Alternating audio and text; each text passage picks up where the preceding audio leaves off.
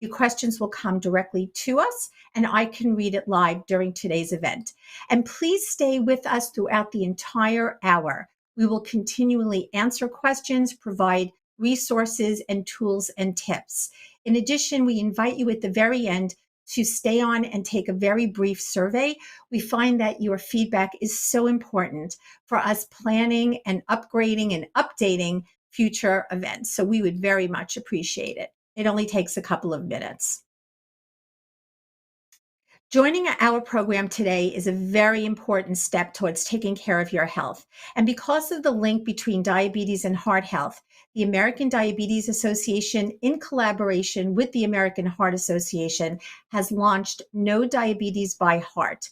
With support from founding sponsor Novo Nordisk, the No Diabetes by Heart initiative provides tools and resources for people living with type 2 diabetes to learn how to reduce their risk of cardiovascular disease. And as part of the initiative, the ADA is hosting these free educational Q&A events the second Tuesday of every month from 2 to 3 p.m. Eastern Time. So please continue to join us for some very interesting topics. When you live with diabetes, it may increase your risk of heart disease, stroke, and kidney disease. Please make sure when you see your doctor or your healthcare provider, you talk about your heart disease risk and work towards prevention. Please visit nodiabetesbyheart.org for more information and resources. And today we're talking about ways to prevent and recognize disease burnout. So please get your questions ready around that topic. I am super excited and delighted to introduce today's guest expert, Dr. William Polonsky. Dr. Polonsky is the president and co-founder of the Behavioral Diabetes Institute, the world's first organization wholly dedicated to studying and addressing the unmet psychological needs of people living with diabetes. He is an associate clinical professor in medicine at the University of California, San Diego. Dr. Polonsky received his PhD in clinical psychology from Yale University and has served as a senior psychologist at the Joslin Diabetes Center in Boston, faculty member at Harvard Medical School, and chairman of the National Certification Board for Diabetes Educators.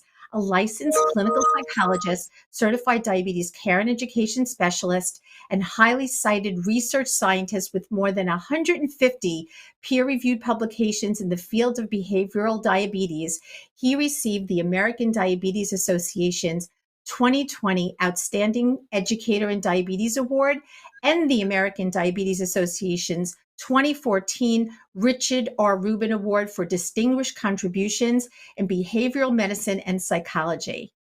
Please welcome Dr. Polonsky. We're so glad that you're here.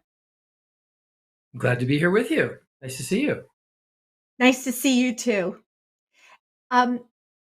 Part of why I am very excited to talk to you today about this topic is that when a person is diagnosed with diabetes, or if someone is living with diabetes for a long time or for a while, like so many of the listeners are today, we hear so much, everybody hears so much about taking care of yourself physically. Monitor your blood sugars, make sure you eat well, stay physically active and exercise, keep up with your doctor appointments and your medical appointments. But what about addressing the emotional and psychological aspects of dealing with diabetes and daily diabetes care? It's such an important, essential part of care, but why isn't emotional and mental health discussed as much as physical health? That's a really good question, because I'm sure you agree as much as I do that, paying attention to the emotional side of diabetes is critical. You can't actually, think about it, diabetes really is about behavior. It's about the stuff you have to do. You listed a whole bunch of those things. And it really requires that you're sort of in the mood for doing all that. So dealing with the stresses of everyday life, of how the negative ways we think about diabetes, the feelings of doom and confusion and being overwhelmed by this disease. Dealing with those emotional issues are just absolutely essential for being successful with any part. In terms of why don't we talk about it enough? That's a really tough question. I think sometimes people are uncomfortable. It's a little embarrassing. Maybe I'm the only person who finds this difficult at times. Maybe I'm the only person who feels overwhelmed. Trust me, you're normal if you feel that way. The other problem is certainly when you see your healthcare professional, whether it's your doctor or nurse practitioner, your dietitian, whoever it might be, oftentimes they're not so comfortable asking about the emotional side of diabetes because they're not so sure about how they should respond and how they should deal with it. So I think those are probably the biggest reasons why we don't see enough about this. I've been, as you know, Susan, I've been talking about this and doing research on this for more than 30 years. And it's an ongoing struggle to try to get people out there to realize this stuff's really critical that we talk about. It's extremely critical, and you bring up a very important point. And after I follow up with what you said, we will go to our next live calling question. So if you have your questions, please start to get them ready. How do we approach, if you're going into a doctor's appointment, a medical appointment, a healthcare provider appointment, how do you bring up the subject of discussing your emotional or your mental health if it's something that they're not comfortable discussing? What is the first step in doing that? Well, let me just talk about it from the other side. I really think it's the job of healthcare professionals to bring this up. And again, I know they're not very comfortable, but what I always like to tell healthcare professionals is the most important thing you can say is, "Hey, Mrs. Smith, it's nice to see you today. Can you tell me about one or two things about diabetes that are driving you nuts?" Because guaranteed there's always going to be something. But from the person's point of view, when you're going to see your healthcare provider, that's a little tougher. And I think, I guess I just would say I would encourage you to mention the same thing, which is, I know we're going to talk about my numbers, but I am still a person, and I'm finding this disease, I'm finding this stuff I have to do. I find thinking about diabetes to really stress me out and be overwhelming at times. So I really think the only thing you can do as a person with diabetes is to do your best to just bring that up, especially if it's not being mentioned by your healthcare provider. It's really good advice, and thank you for that. And if you're just joining us, welcome to today's Ask the Experts Q&A, how to recognize and treat disease burnout. As a reminder, for those of you who are on the phone, please press *3. That's *3 on your keypad, and an operator will collect your question and place you in the queue so that you may have the opportunity to ask it live, and we'll get to as many of your questions as possible today. If you're participating online, please type in your name and questions in the fields below the streaming player. And please remember to hit the submit button, and your question will come directly to us. And if you're joining today by phone and want to participate in the Spanish version, please press *0.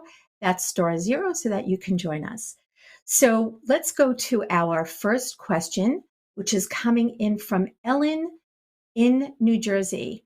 Ellen, please go ahead with your question. Yeah, hi there. Thank you.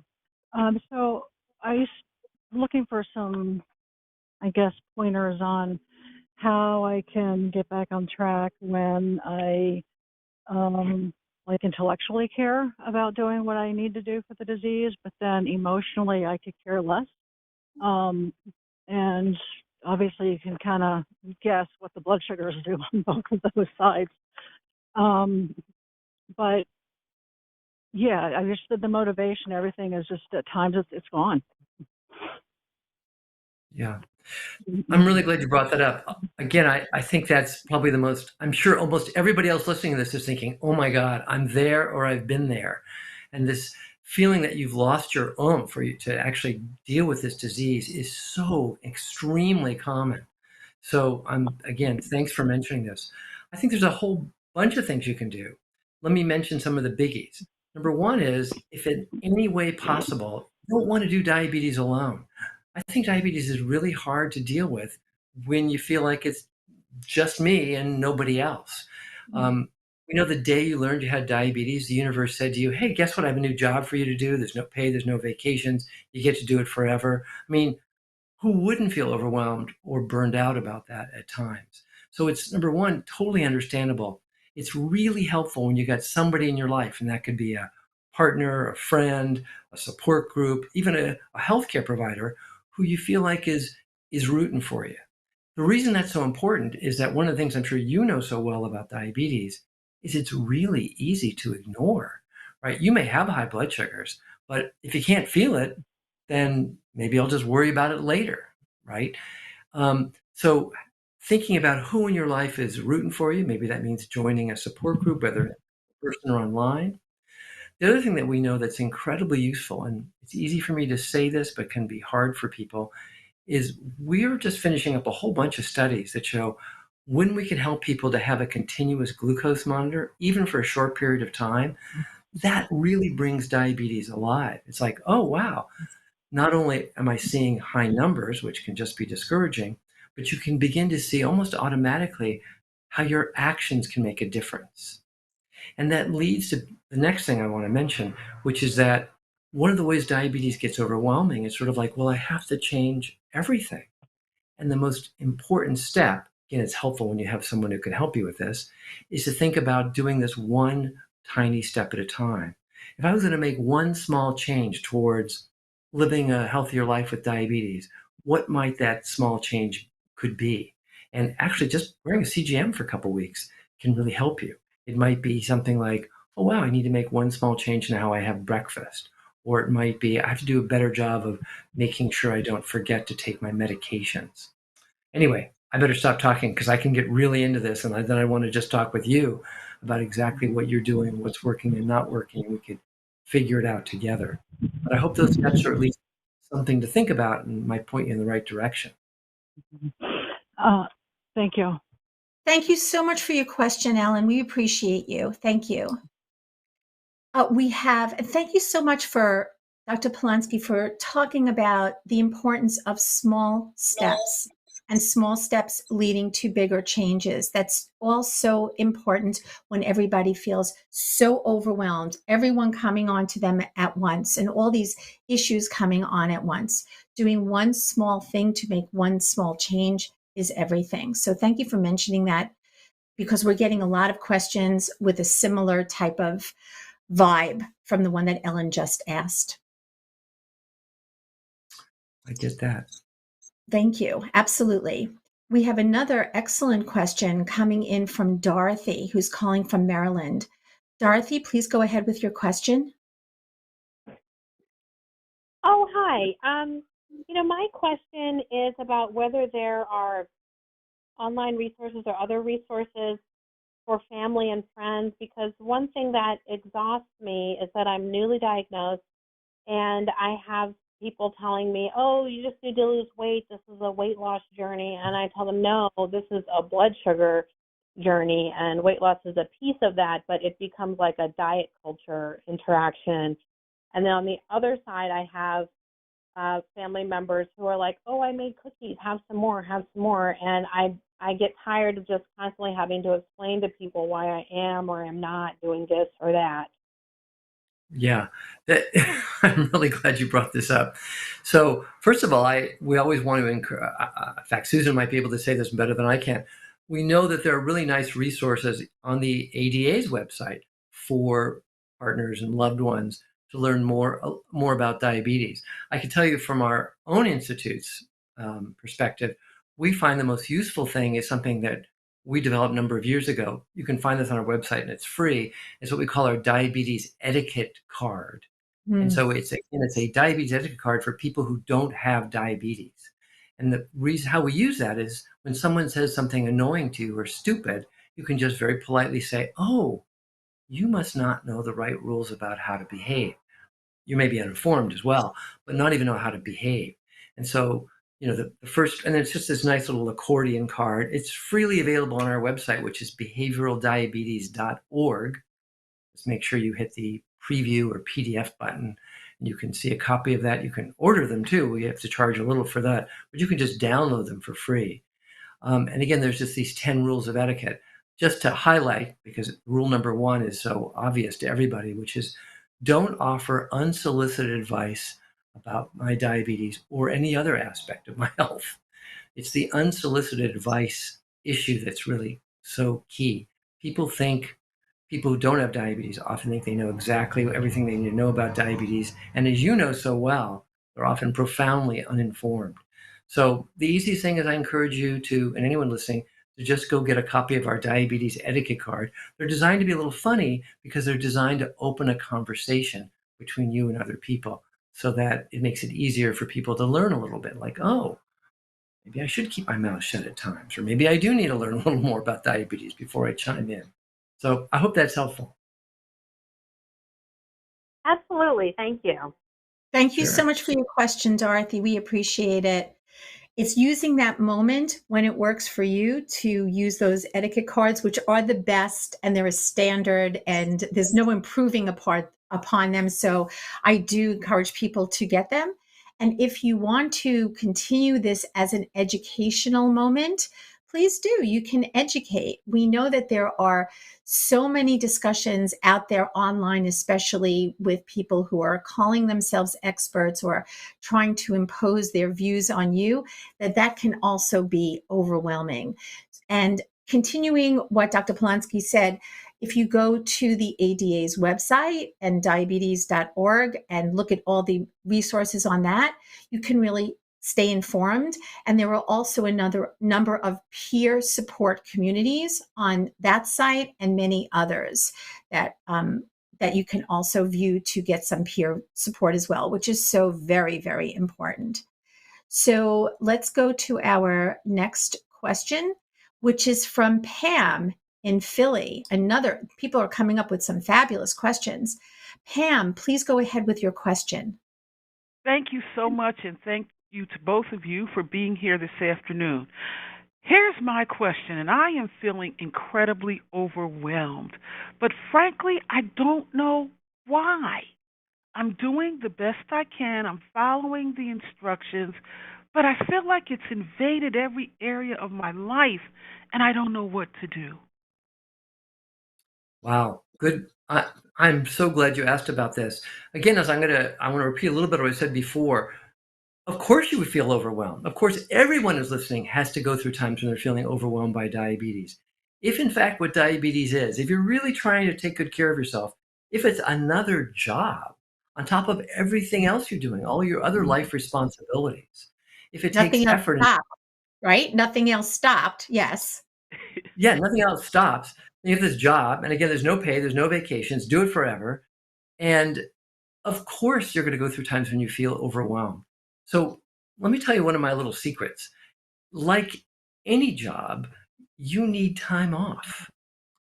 So we're big believers in the idea of what we call mini diabetes vacations. How do you give yourself a break? Now that may sound like I'm pitching something horrible. So again, there's safe vacations and there's unsafe vacations. And it's a really important difference. So in my own clinical practice, I often see people who've taken very unsafe vacations, meaning like they've just ignored their diabetes completely for the last decade or something. Really bad idea. But I meet people all the time who figure out how to take little mini breaks. Because the truth is, you don't have to take care of your diabetes perfectly, right? Um, as my colleague Dr. Guzman says, the goal is to have a healthy good enough. That you and your doctor need to have a goal so you know what you're trying to achieve. That might be an A1C under 7.0%. It might mean if you're wearing a continuous glucose monitor that you want to have a 70% time in range. You may have some other kind of goal between you and your healthcare provider that again is not being perfect. It's being healthy good enough. And once you have that set, then you can begin to think about how do I take little breaks. So what's a good example? I remember one woman I met many years ago, how she kept her sanity. She had type 1 diabetes and felt very overwhelmed day to day, is that she took Friday nights off. She and her husband would go out to dinner, and she said, for Friday night, I didn't think about my diabetes. I would take some insulin beforehand, didn't really do a particularly good job at that. And her blood sugars would be pretty high when she got home. Sometimes it would even be high overnight. But for that evening, she just put diabetes aside. And what that meant over the course of a week and 2 weeks and 3 weeks is she didn't have perfect blood sugars. But so what? Because that little break gave her the energy and oomph to help her to find the energy to pay attention to her diabetes for the whole rest of the week. So finding little ways to give yourself a break is really important. But make sure there's safe vacations, not unsafe vacations. We used to call that, by the way, cheating, which I think is a terrible term because you need time off. So be good to yourself and just make sure you have a good goal that you're trying to reach it and have reached it. But don't drive yourself nuts about this. Thank you. Thank you so much for your question, Pam. Just give yourself a little grace sometimes. That was an right? Just a little bit of grace sometimes can go a very long way. Thank you for that. Yeah. We have a question that's coming in online. That's all of these are so excellent from Paul. And Paul asks, is there value in thinking that the emotional aspect is not an add-on, but rather the primary in caps concern? We have the tools to deal with the numbers. Why not let the physical aspects take a back seat to the emotional aspects? I don't know if I want to say take a back seat, but I'm with you for the whole rest of that comment. That we have focused so much on this idea of behavior, of helping people to make sure they know what to do. Are you taking your medications? Are you following a diabetes-friendly way of eating? As if that's the end goal. But none of those behavior recommendations matter if you're not in the mood. So that's why the emotional side of diabetes is in fact critical. It's what comes before all that. You have to be in the right set. You have to have the right sense of it's worth my effort to put out the time to engage with this disease. And that means you have to feel hopeful that in fact, with good effort, odds are pretty good I can live a long and healthy life with diabetes. A lot of people just feel doomed by this disease. They don't recognize that it's the 21st century now. And then we know with your efforts, you can do well and you're likely to do well. So we sometimes put all that good news aside, but that I would just can't agree with you more. That emotional side of diabetes is critical. It then leads to helping me have the oomph to figure out what are the actions I can take that can really make the biggest difference without having to do everything, of course, because you can't be perfect.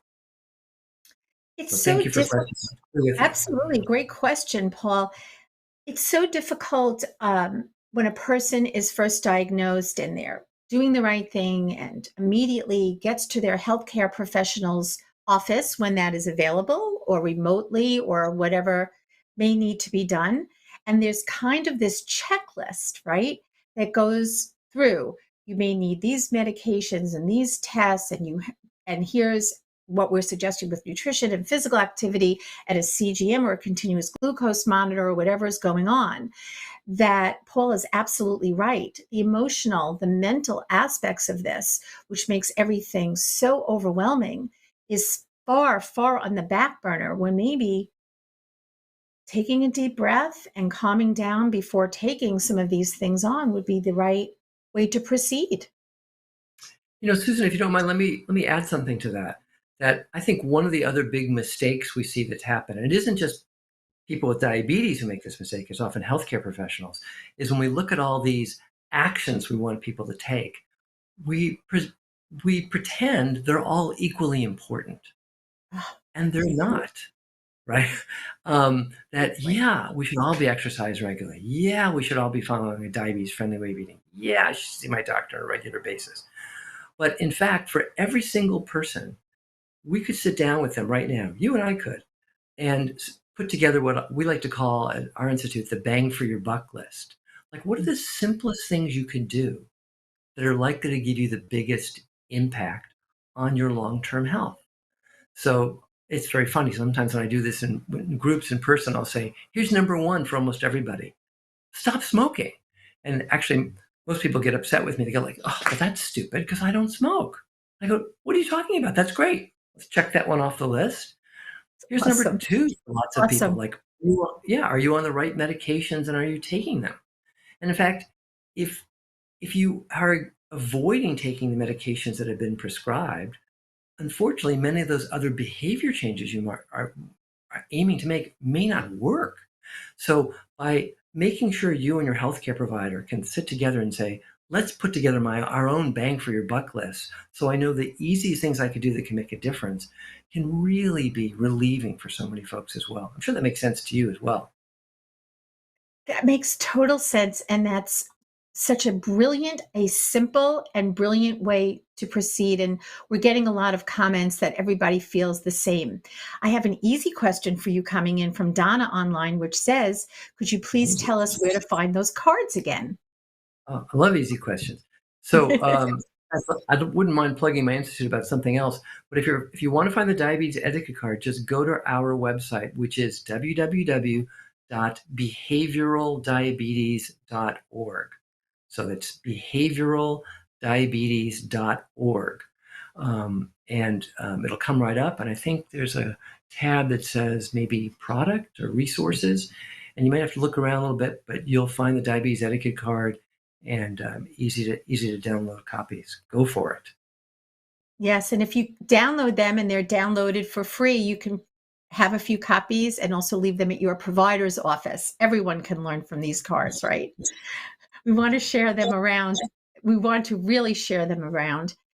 So let's go to another live caller. Regina has an excellent question, and Regina is calling in from Denver. Regina, please go ahead with your question.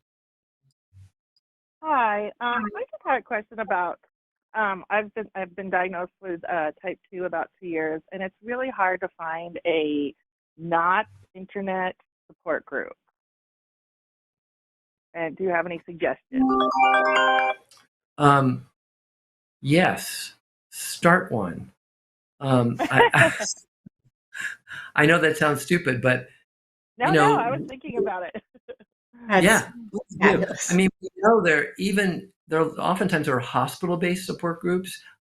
I don't like a lot of them. I think a lot of them are just, lectures about foot care or something, and they tend to only the people who tend to come tend to be the people who least need to be there. So the most useful thing tried is that. Yeah. And they're very basically just food-based, and they're only temporary. Exactly. They're like classes. Yeah. So the most important and useful thing you can do is start one.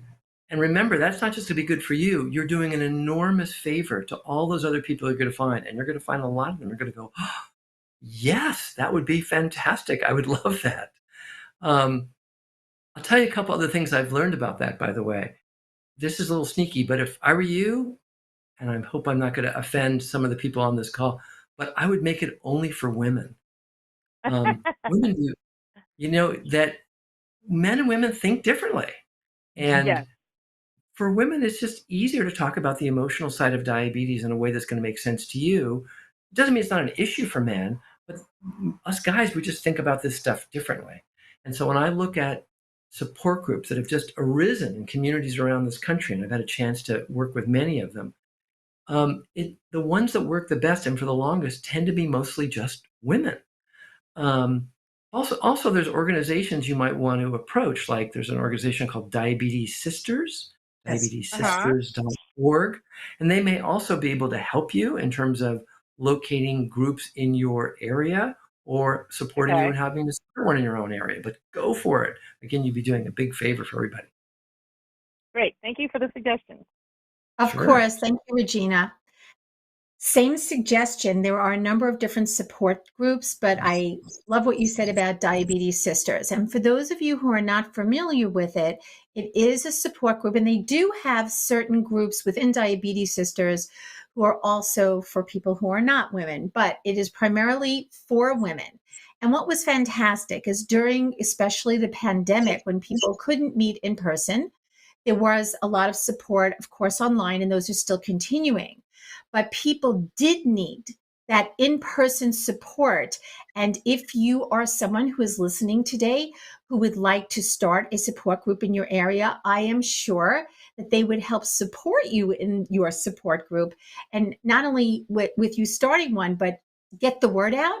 So if people in your area want to join in with you, that's a really great way to be able to do that and to facilitate those discussions with some of the pointers through Diabetes Sisters. And there are, of course, a number of other communities through the American Diabetes Association, through Beyond Type 2, which is another organization that may offer some support, but sometimes there's nothing like in person and somebody really understanding exactly what you're going through. And if not exactly what you're going through, something similar that may pique your interest as well. And I have another question that's come in that I think is really important for us to address. How can a person who has had a heart attack or a stroke or kidney disease deal with diabetes, distress, and burnout? Who should they try to speak to about the emotional aspects of dealing with these type of diagnoses when they're also trying to deal with managing their mental health, their emotional health, and their diabetes? Yeah, really good question. So basically, I think what this person is saying, and we hear this a lot, is that talk about being overwhelmed, right? I mean, not only have to deal with diabetes, but now you have to deal with these other conditions. And of course, we know those are not uncommon in people with type 2 diabetes, but especially as you're running into not just what we call comorbidities, meaning maybe high blood pressure, high cholesterol, but also diabetes complications, which can include things like you've just had a heart attack or something like that.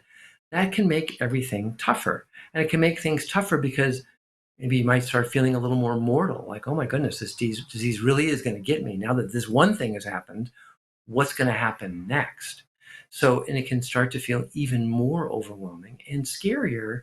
And the sense of despair, hopelessness can Yeah. increase as well. Um, I think I just said all that without, I sort of lost the track. Susan, got to help me. I think I've lost track of the question though. Like, No, what do you you're do about you're you're it? Where do doing you just go? great. If someone has or has experienced a comorbidity or several comorbidities like a heart attack, a stroke, or kidney disease, and those become very overwhelming in and of themselves, and they are living with type 2 diabetes, how do you deal with managing the disease and all the emotional aspects that come with that while you're trying to manage those additional comorbidities? Yeah, I'm thinking about that. I don't want to be repetitive of what we said before, but again, I would go to this idea that you can't do everything. Yes. And the list gets even longer when you talk about these other issues that have arisen for you. And that's why it's so important to hopefully ideally sit with a trusted healthcare professional and say, let's put these in order of bang for your buck list. Odds are pretty good I'm not going to do everything tomorrow. So what are the top 2 or 3 things I can do that's going to really help me to avoid future problems, help me to live a longer and healthier life? And that can, again, just be such a sense of relief. We know that something else, and of course, this was just brought up, is when you don't have to do diabetes alone. That's why Yes. starting your own support group can be valuable to know that there's, well, lots and lots of other people who've run into the same kinds of other um, complications of diabetes, whether that means a heart attack, a stroke, whatever it might be. In fact, for many people, you might have developed diabetes after you've had that heart attack or stroke, but it gives you more balls you have to juggle.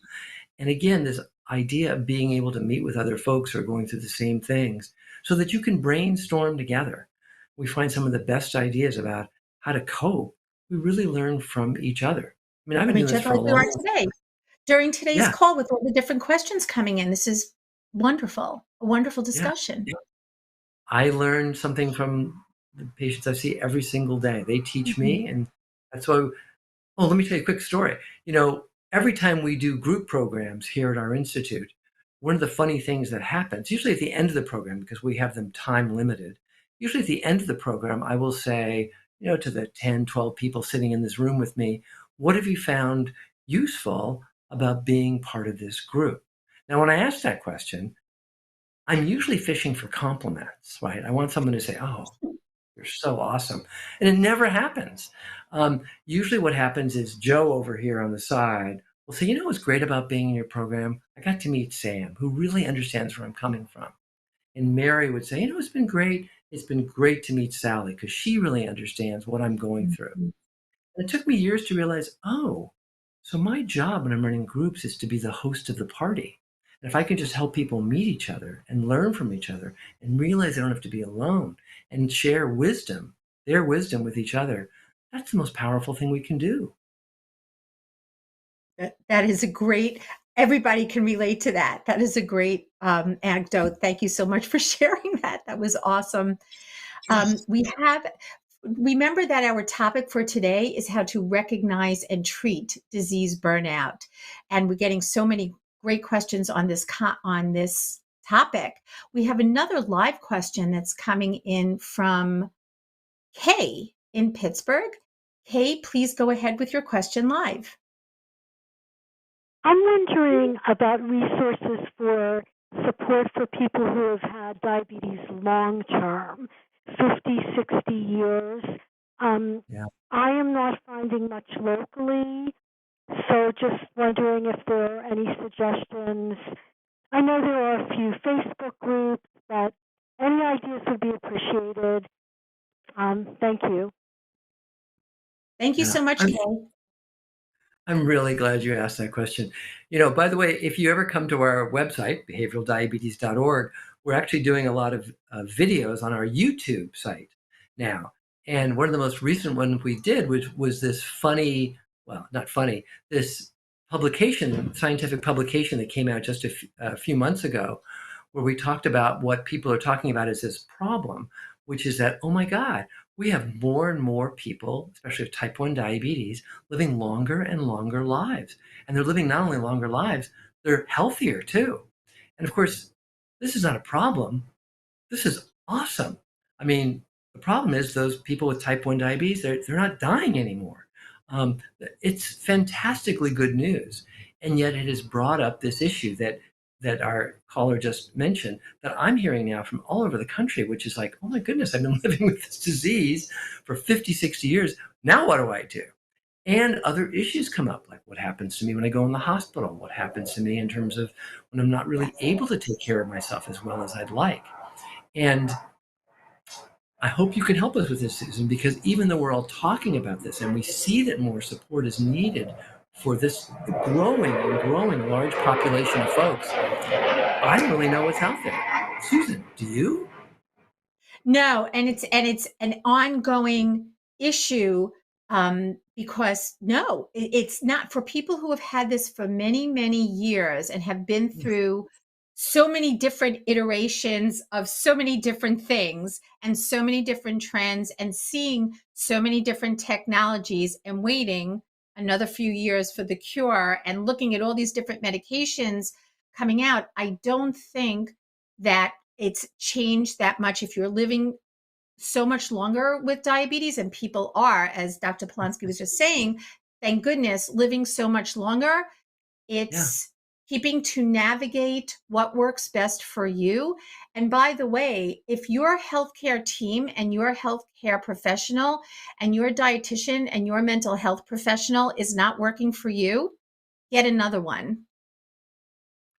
Yeah. And again, I hate to be repetitive on what we said to one of our last callers, but it might be time for you to start a support group again in Yes. your community for people with type 1 who've been living long lives. And again, the good news is you're not alone. There's a lot of folks in your bucket here, and that number is growing and growing and growing. And if you haven't gotten your 50-year medalist award from the Joslin Diabetes Center or from Eli Lilly, you should do that immediately. And that might be another way to get connected with this very growing and larger group of people out there who also have been living with type 1 for a long, long time. For a long, long time. I wanted to read a comment that Dorothy, who previously called, put in, which I think is very helpful. She said, please advise callers about Project Power by the ADA, which is an online support group with Zoom calls. So that's Project Power by the ADA. And again, going through the diabetes.org website, you're going to find resources on things that you might not even have known is out there for free that can help you and support you on your healthy journey with diabetes. And also, Know Diabetes by Heart is a great resource. Where would someone go, because we're hearing all this great information, if they decided to engage and speak with a mental health professional? How does somebody find someone to speak with? Like, what are the first steps?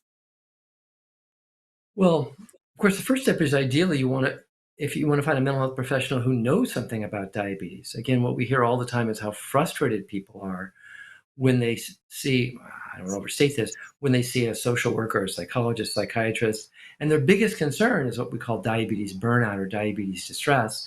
And they're talking to this supposed expert who doesn't know anything about diabetes.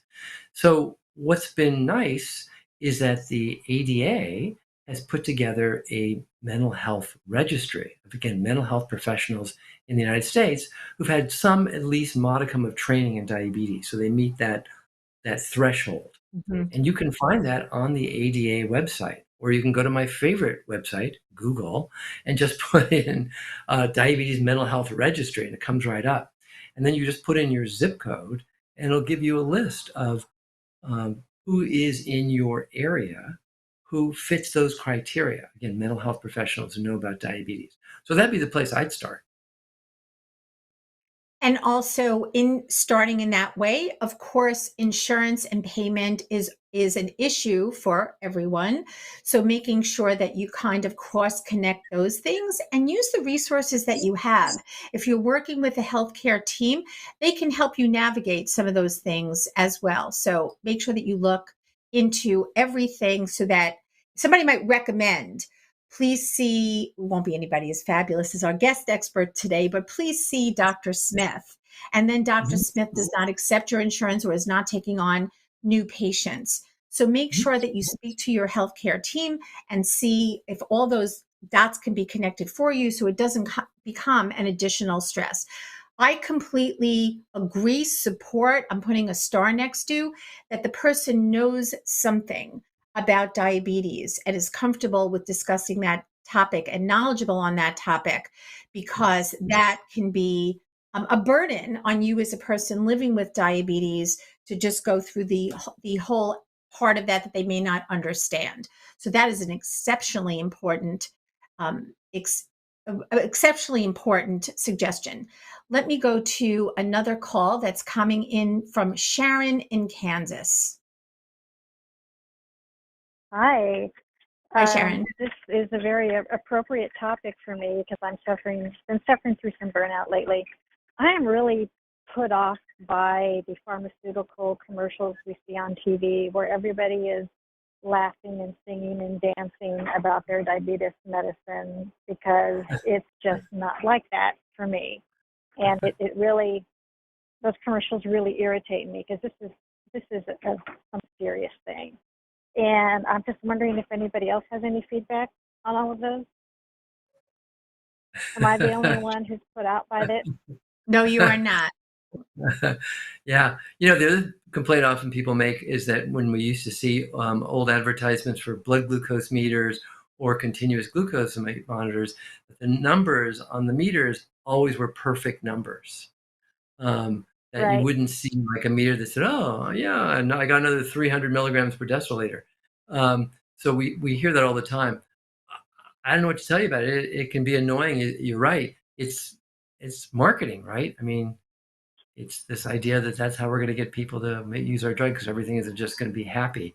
We don't talk enough about in the real world of even taking medications, how there's positive benefits, there's potential side effects. How do you deal with those together? I mean, that's not really the purpose of an ad anyway, but I don't think there's enough fair discussion about, is this worth it for me and how am I going to deal with this? So I'm with you.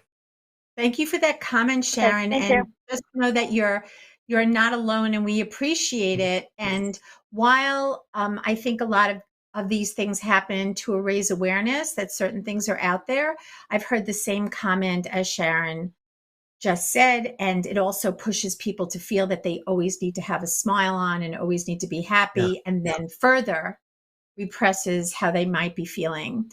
I'm going to take before you go on, I just want to add something, Sure. which is we sometimes forget how weird America is. I mean, in most other countries, there's no ads for these drugs. None. It's not allowed. So America is very unusual that you even see these kinds of marketing on TV, which makes it more odd. But anyway, please, let's go on. Sorry. No, that's an important comment. Thank you. I'm not going to put this call in because the comment is just, we need your information.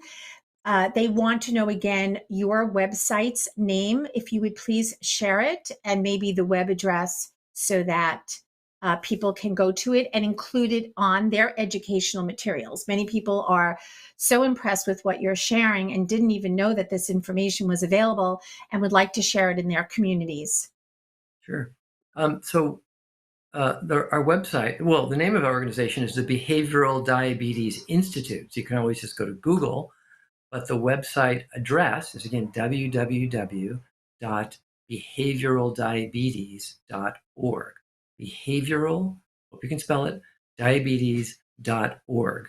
And on our website, by the way, you'll see all sorts of other materials that are free for you to download. We have a little booklet on the emotional side of diabetes. One of my favorite booklets we have is for people who've been recently diagnosed with type 2 who feel overwhelmed. We call it the Don't Freak Out booklet. It's really cute. And these are all really, really short too, so they really get to the point. And again, they're free for you to download. By the way, before I forget, Susan, if you don't mind, let me add one thing. If you do come to our website, behavioraldiabetes.org, I want to highlight that we're in the midst of recruiting for a new study for people who have type 2 diabetes who might be interested in joining a diabetes education program, a small group program that's run on Zoom that is, well, pretty innovative. Probably won't tell you too much about the details, but if you go to our website, you'll see it. It's one of the first things you'll see on the screen about our new study. And you can simply click on a button, learn more, see if you might meet the criteria. But we're actively recruiting for people with type 2 diabetes all over the United States, and we'd love to have you join us. That's really exciting. That's very exciting. I can't wait to hear more about this. That's amazing. And as everybody is hearing today, this is the person who has paved the way in many areas in the world of behavioral health and diabetes and recognizing the importance of it. So we're just so pleased with all of these discussions and all the discussion that's happening today. I must read a comment from Madeline before we move on, that she's so glad to hear Dr. Polanski because she is familiar with him and has read many of his articles by him, and she loves that we're answering all these questions. She also asks where she can find a credentialed diabetes doctor or physician. Please take that question first, and then I will follow up. I wouldn't even know how to answer that question. We know the vast majority of people with type 2 diabetes, unfortunately, actually never see a diabetes specialist in the United States, which is terrible. The problem, there's a number of problems. Number one is we don't have a lot of diabetes specialists. Diabetes specialists, what we might call physician specialists, what we call endocrinologists or diabetologists, there's simply not that many of them. There are certain states in the West that might have one. So there's very, very few. Now, you can ask your primary care doctor or your primary care healthcare provider about the fact that you would like to be referred to see a diabetes specialist at least once or twice. But the easiest thing to do is probably to go through your provider. I don't think anyone would be offended by that you'd want to have a consult with a diabetes specialist to learn about some things that may be missed in your primary care visit. Primary care docs have a terrible dilemma, which is they have to know everything. So they can't possibly know as enough about diabetes as a specialist would know because they've got to know everything else. So the idea of I personally think anybody with diabetes, type 1 or type 2, should see a diabetes specialist, whether that means a physician or a nurse practitioner or a physician assistant, at least once. And the easiest way to do that is just to ask your own physician for that, or your own healthcare provider about that. I completely agree. And I think that, of course, we all know, and why the question may have come up in the first place, is that there are not endocrinologists or people who are specialized physicians, nurse practitioners, PAs in that area where you might be living. They are really segmented in different areas of the country. So some people may have some trouble finding someone specializing in that. But again, your primary health provider will be able to point you in the right direction. And I think that that's a very important point. This continues to be an outstanding discussion. And I wanted to ask you, Dr. Polanski, if you could please share any key points and takeaways for our audience today, because this has been such an enriching discussion. Is there anything that you'd like to share? Yeah, no one asked me the question I was waiting to be asked. Okay. So if you're feeling overwhelmed by diabetes, if you're feeling burned out, what are the things that you need to know and really do? So I want to highlight some of those things. Number one, we know one of the biggest contributors is feeling hopeless, feeling despairing. And I'm going to highlight something I said before, which is that it is the 21st century. And we now know that with good care and with good effort, odds are pretty good you can live a long and healthy life with diabetes. So if you learned long ago that diabetes is a death sentence or terrible complications are going to happen no matter what I do, that's very 20th century thinking. And that's why it's so important to be willing to put out the effort to engage with this disease and make sure you're teaming up with a healthcare professional who knows what the heck they're doing. This idea of, well, what we call it here at our institute is evidence-based hope. That's really the most key thing. Second one I mentioned also is that if anything is possible for you, don't do diabetes alone. We know whenever people are trying to make healthy behavior changes in their life, whether that means just being more active or eating better or managing your diabetes, people are more successful when they have someone else in their life who's rooting for them, joining them. That's why I was so happy to talk about this idea of setting up your own support groups or anything else. How do you involve your partner or friend who may not even have diabetes in providing you with the right kind of support that can make the biggest difference for you? So just making sure you don't do diabetes alone, and remember about this idea of what we call evidence-based hope are the two of the biggies. And the third one I'll mention, which I also did, which is that you don't have to do everything. You can't be perfect with your diabetes. You don't have to. Make sure you have a goal set with your healthcare provider that's reasonable. And remember this idea of your bang for your buck list.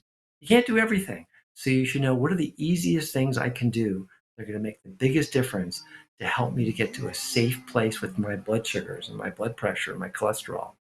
And you don't have to figure that out on your own either. Just make sure you talk about that with your trusted healthcare provider. Thank you so much. This has been an enormously fantastic discussion. Thank you for those key points as well. I think we're all learning so much today. I know I am, and I've known you for a long time, and I'm still learning from you every time that we speak. So thank you so much for that. Thanks. Glad to be here with you. Absolutely. I can't wait to do it again. Remember to speak with your doctor or your healthcare provider about your health goals. And if you have any question about your diabetes, heart disease, or mental health, please speak to your physician or your healthcare provider. Talk with your diabetes care and education specialists about lifestyle options to reduce your risk of heart disease and high blood pressure, and discuss your blood glucose and lipid targets with your healthcare provider. At the very conclusion of today, we're going to have a very short survey in a couple of minutes. And we really appreciate both Dr. Polonsky and myself that you were able to join us today for this discussion. He's just amazing. I can't wait to have him on again. Remember to talk to your doctor and members of your healthcare team about your risk, and go to knowdiabetesbyheart.org to sign up for our newsletter, which has so many more very helpful tips. And see, staying on throughout the call is very helpful because we had so much excellent information today. Register for the next event at diabetes.org/experts, and please call 1-800-DIABETES, 1-800-342-2383, or email askada@diabetes.org to request a copy of How to Thrive resource that could help you on your diabetes journey and answer any of your questions. And thank you all for the amazing, excellent questions that you all brought to this discussion today. We're very sorry if we weren't able to get to all of your questions during this live event, but as you could hear, there were a lot of great questions that I hope that you all heard, that you were all able to get a lot out of. Thriving with Diabetes takes a team, and we're here to support you. A special thanks to our expert, Dr. Polonsky, today. And my name is Susan Weiner. I am the host of, on behalf of ADA, I'm the host of Ask the Expert. We want to thank you for joining us today and really look forward to connecting with you on our future events. The next one is on September 10th, atherosclerosis, head, heart, and feet relationship. And on October the 8th at 2 p.m. is the latest in type 2 diabetes and technology. Both of those are going to be outstanding events. Please visit our website for more information at diabetes.org/experts and register today. And if you have any questions about this event, please email askada@diabetes.org. Please include Ask the Experts Q&A in your subject line. And thank you. Let's move on to the survey. If everybody's ready, and I hope you all are, let's start with question 1. Question 1. This event improved what I'm sorry, let me start again. Question 1. This event met my expectations today. This event met my expectations today. For yes, please press 1. For no, please press 2. If you're unsure, please press 3. Question 1. This event met my expectations today. For yes, press 1. For no, press 2. And if you're unsure, press 3. If you feel you can use more support for managing diabetes, check out the diabetes.org website. There are lots of links to information that could help you on your diabetes journey. And we had such great discussions today about other ways that you can get support. Moving to question 2. I will attend another Ask the Expert event. Question 2, I will attend another Ask the Expert event. For yes, press 1. For no, press 2.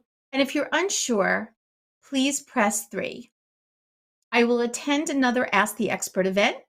For yes, press 1. For no, press 2. And if you're unsure, please press 3.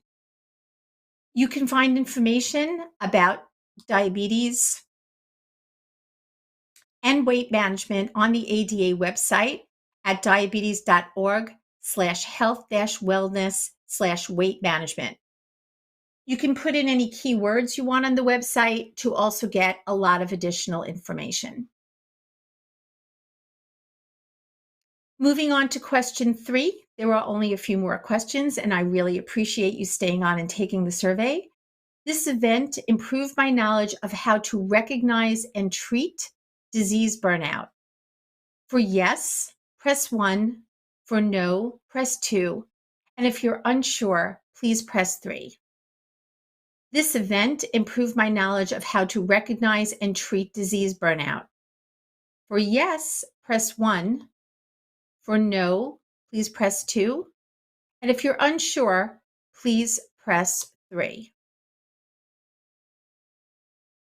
And did you know that there are approximately 38 million people with diabetes? So you are not alone. Sometimes it feels that way, but you are not alone. If you're looking for peer support, the ADA for peer support via local state offices, diabetes camps, online forums, and more, please check out www.diabetes.org/community for more details. Moving on to question 4. I intend to use the knowledge I gained for my or my loved one's next appointment with a healthcare professional. I intend to use the knowledge I gained for my or my loved one's next appointment with a healthcare professional. For 1, please press 1. For yes, please press 1. For no, please press 2. And if you're unsure, please press 3. I intend to use the knowledge I gained in my or my loved one's next appointment with a healthcare professional. For yes, please press 1. For no, please press 2. And if you're unsure, please press 3. Remember to check out knowdiabetesbyheart.org. That's knowdiabetesbyheart.org to learn how to take simple and importantly practical steps to reduce your risk of heart attack, heart failure, diabetes, and kidney disease. And we're down to the last 2 questions. Question 5. Before this event, I felt confident talking to a healthcare professional about my or my loved one's ability to recognize and treat disease burnout. Question 5. Before this event, I felt confident talking to a healthcare professional about my or my loved one's ability to recognize and treat disease burnout. For yes, press 1. For no, press 2. If you're unsure, press 3. For yes, press 1. For no, press 2. If you're unsure, 3. If you want to learn more about tools for diabetes, burnout, and mental health, please visit diabetes.org/health-wellness/mental health. Again, that's going to the diabetes.org website and putting in a keyword of mental health. And we're up to our final question, question 6.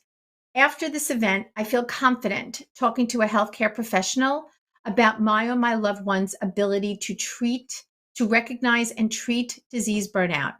Question 6. After this event, I feel confident talking to a healthcare professional about my or my loved one's ability to recognize and treat burnout. For yes, press 1. For no, please press 2. And if you're unsure, please press 3. We sincerely appreciate your time and look forward to engaging you on our next Ask the Experts event. Please visit diabetes.org experts to learn more. My name is Susan Weiner, and I really appreciate you joining us today. Thank you.